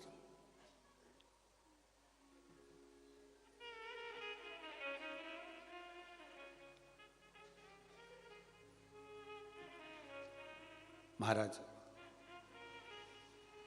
हमसे भी कई लोग कहते हैं, क्यों गुरुजी तुम कभी कैलाश घूमने गए, मानसरोवर नहाने गए? हमने कहा भैया वहां जाएं तो पैसा घना लग जाए। सही है, ऐसे ही है ना, कुछ 1-1.5 लाख रुपए लगे सो तो तब जाके तो मानसरोवर की यात्रा हो, खूब सारा जमा करो, वहां पहुंचो। तो भगवान इतनी सामर्थ्यता तो है नहीं बाबा की, पर जरूर है कि हम भले, मेरे शिव पर विश्वास इतना है, बाबा वहाँ भले ना बुला रहा हो पर इतना विश्वास तो है कि मेरा शंभू यहाँ जरूर आ जाएगा, ये पक्का है।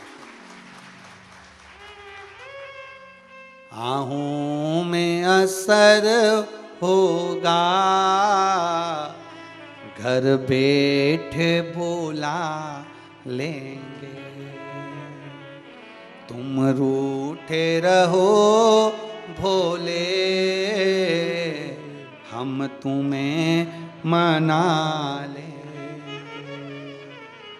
तुम कहते हो भोले, हमें कैलाश प्यारा है, एक बार तो आ जाओ, एक बार तो आ जाओ, कैलाश बना देंगे। मेरा शंभू जहां रहता है वहां अपने आप कैलाश बन जाता है, बनाने की जरूरत नहीं पड़ती, बनाने की जरूरत नहीं है। जहां मेरा शिव है वो भूमि उज्जैनी है, जहां मेरा शंकर है वो काशी है, जहां मेरा शंकर निवास करता हो वो कैलाश, वो केदारनाथ है, वो साधारण नहीं है। आहूं में असर होगा, घर बैठे बुला। अगर आपकी भक्ति विश्वास प्रबल है, पहले भी कथा में कहा था, आपको कहीं जाने की जरूरत नहीं है, आप तो भगवान की भक्ति में लग जाओ, शिव की भक्ति में लग जाओ, भगवान के भजन में लग जाओ, तीरथ तुम्हें खुद खींचेगा। आप भजन तो करो, इतना स्मरण तो करो, आपको तीर्थ नहीं जाना पड़ेगा, तीर्थ आपको खींच कर लाएगा। चल वृंदावन, चल गोकुल, चल गोवर्धन, चल अयोध्या, चल काशी, चल अवंतिका, वो खींचे। जैसे इतनी कथा सुनने के बाद भी जब कथा आती है तो आपका मन कर ही जाता है कि ला आधे घंटा जरा चालू तो कर महाराज सुनने में, करता है कि नहीं करता? ला चालू करो, जरा मोबाइल चालू करो, कथा सुनेंगे। रात को बैठ गए 5-10 मिनट, आधा घंटा शिव चर्चा में लगे हुए, शिव के स्मरण में लगे हुए, शिव भक्ति में लगे हुए। और अभी अभी ये आज कथा विराम हो जाएगी, 23 तारीख से फिर चालू हो जाएगी। कथा का समय रहेगा दोपहर 2 बजे से 5 बजे तक, फिर वो कथा चालू, और वो भी ऑनलाइन कथा, घर बैठकर सुनने की। कौन सी कथा रहेगी? वो शिव गण, एक एक गणों की महत्वता जानना है।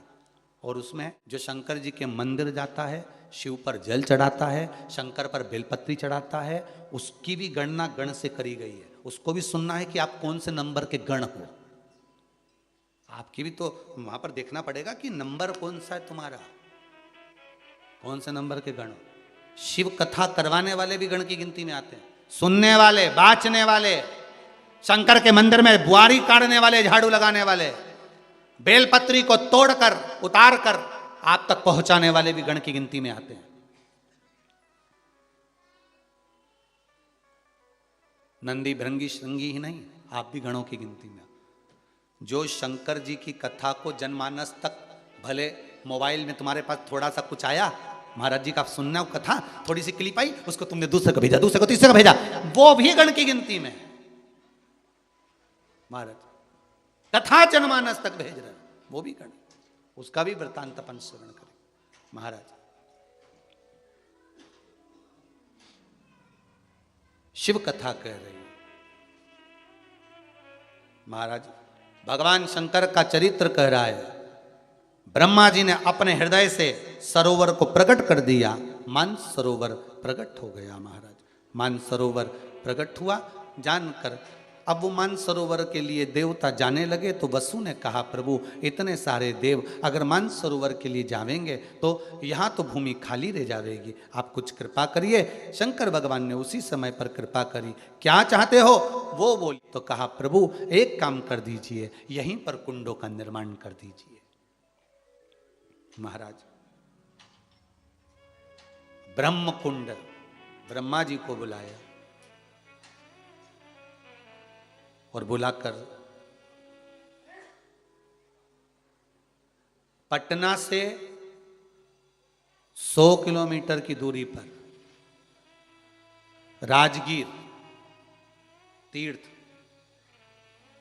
जहां पर भगवान शिव और ब्रह्मा देवताओं के स्नान के लिए 22 कुंड का निर्माण करते।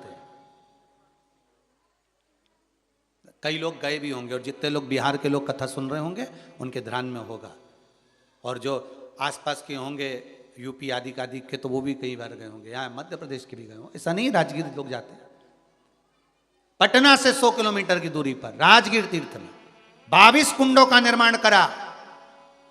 जब 22 कुंड भी 33 कोटि देवताओं के स्नान के लिए कम पड़ने लगे तो 52 धाराएं निकाल दी उसकी, 52 धाराएं निकाल दी, जिन 52 धाराओं में देवता आनंद पा रहे थे। कहते हैं इस ब्रह्म कुंड में, इस राजगीर के कुंड से देवता देवलोक जाने को तैयार नहीं थे, वहीं रुकने के लिए तैयार हो गए कि इतना सुंदर आनंद की अनुभूति हो रही थी, इतना सुंदर आनंद मिल रहा, इतना सुंदर आनंद। तब भगवान शिव और ब्रह्मदेव ने कहा, देवता यज्ञ पूर्ण करें और अपने अपने भवन को चले। तब यज्ञ पूर्ण कर देवता अपने अपने भवन को चल दिए।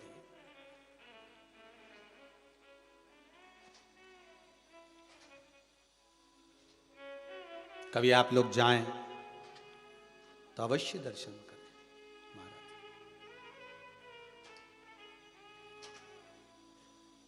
अवश्य जाएं महाराज। आगे शिव महापुराण के सुंदर संवाद में तुमरुका जी चंचुला देवी को शिव भक्ति के आनंद में 12 ज्योतिर्लिंग की कथा का स्मरण करा रहे हैं। जिस पावन प्रसंग को चंचुला देवी श्रवण करती है अपने पति के मोक्षार्थ, अपने पति के मोक्ष के लिए, वो पावन शिव महापुराण की कथा के 12 ज्योतिर्लिंग का संवाद तुमरुका जी चंचुला देवी को श्रवण करा रहे हैं।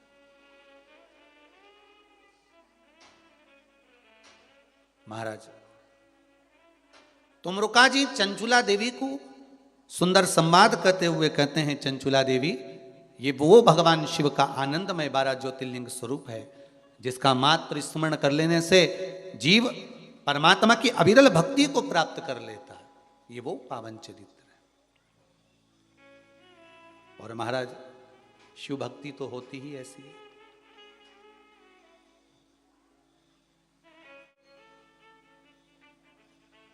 शिव भक्ति तो होती ही ऐसी है जिसमें शंकर की उपासना के साथ शिव।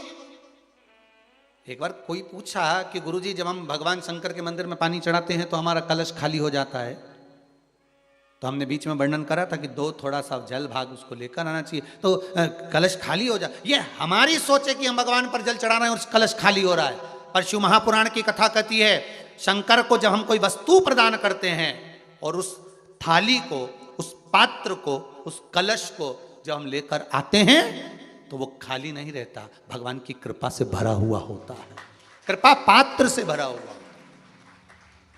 वो खाली नहीं है, भगवान की अविरल भक्ति से भरा हुआ। कितना कितना भाव कहा है महाराज जी।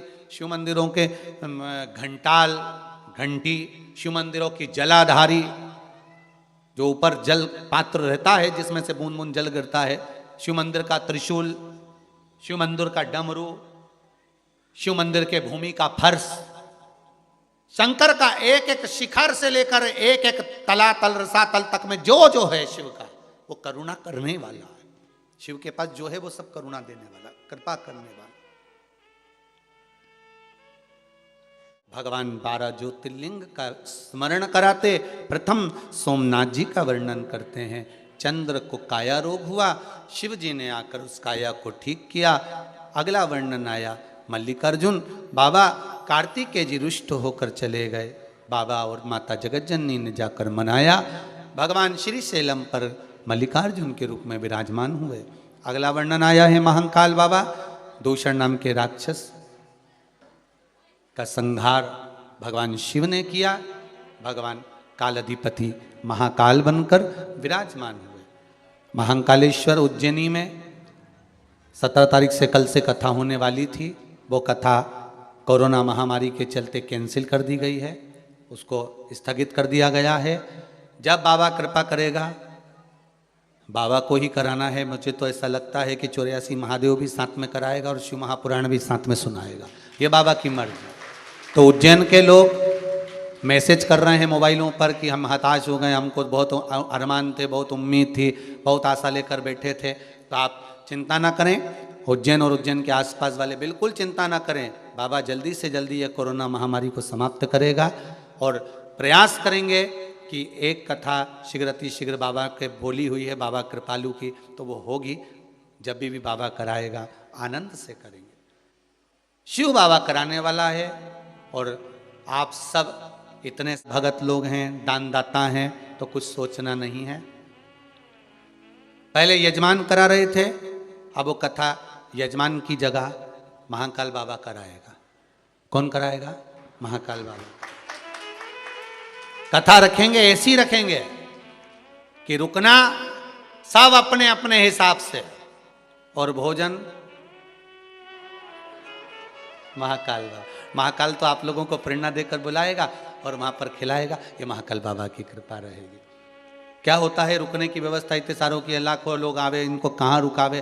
तो पंडाल रेवे वो तो रुक जावे, कोई दिक्कत नहीं है। पंडाल में जहाँ तुम्हारी मर्जी पड़े वहाँ सो, मना नहीं। पर कोई वीआईपी लोग आवे सो तो क्या हमको तो रूम चाहिए, तो दादा यहाँ कहाँ से दें दादा, कोई हिल स्टेशन थोड़ी ना। तो यहाँ तो केवल भोजन पाओ और शिव का भजन गाओ। तो जब बाबा कृपा करेगा और जब परमिशन मिल जाएगी, उज्जैनी नगरी में 84 महादेव के साथ साथ 7 दिन की शिव महापुराण की कथा बाबा कराएगा। सब अपना अपना रुकने की व्यवस्था करिएगा। भोजन की व्यवस्था राजा करेगा, राजा की नगरी में जा रहा है, कल राजा जाने और वो जाने। तो ऐसा क्रम जब भी कोरोना महामारी समाप्त हो, उसके बाद में जैसी परमिशन सरकार देवेगी उसके अनुसार करेंगे।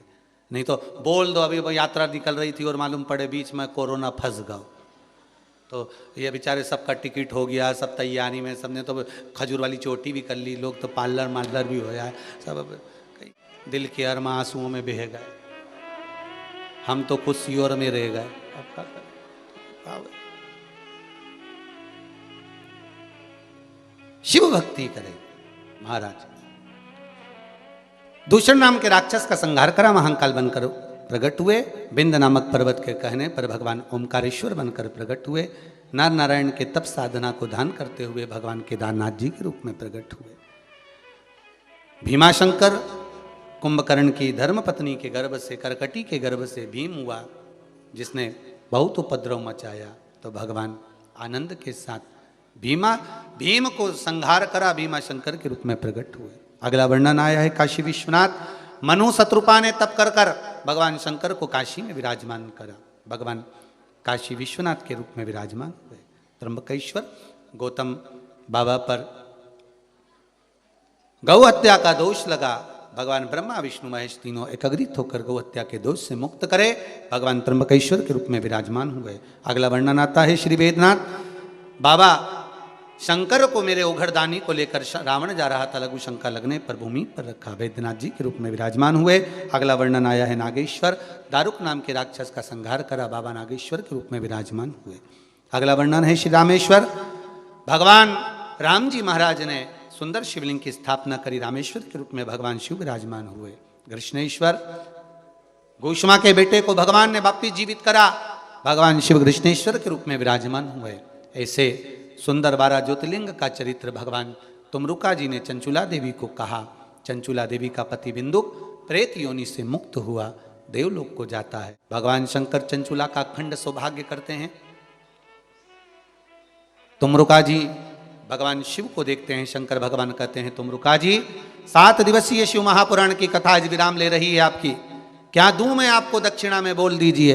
तुमरुका जी कहते हैं, महाराज कुछ नहीं, 6 दिवस तक जो शिव पोथी पर बेलपत्र चढ़े वो औषधि का काम करे, और 7वें दिन जो बेलपत्र शिव पोथी पर चढ़े वो कुबेर का भंडार भरे, ऐसी कृपा कर दीजिए। शंकर भगवान ने अपने मस्तक की बेलपत्र पोथी पर समर्पित करी।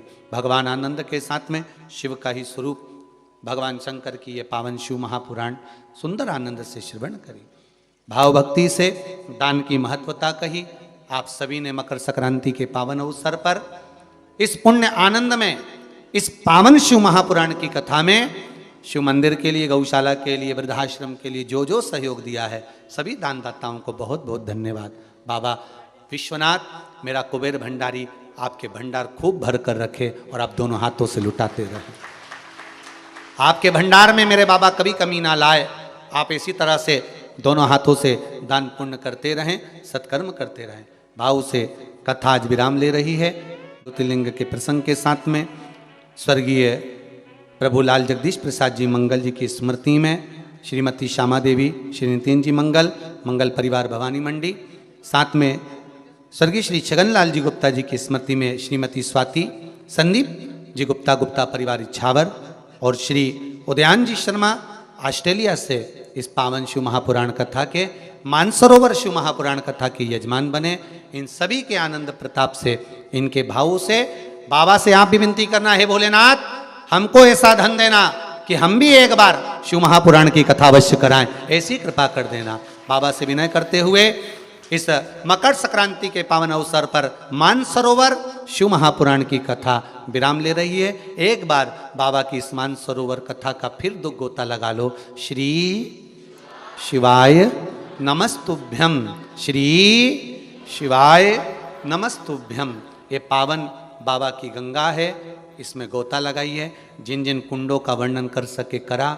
बहुत कुंड, बहुत सरोवर बचे हैं, बहुत रह गए हैं, फिर बाबा कराएगा, फिर पहुंचेंगे। मानसरोवर शिव महापुराण की कथा को विराम देते हैं भाव भक्ति से। हर हर महादेव, हर हर महादेव, हर हर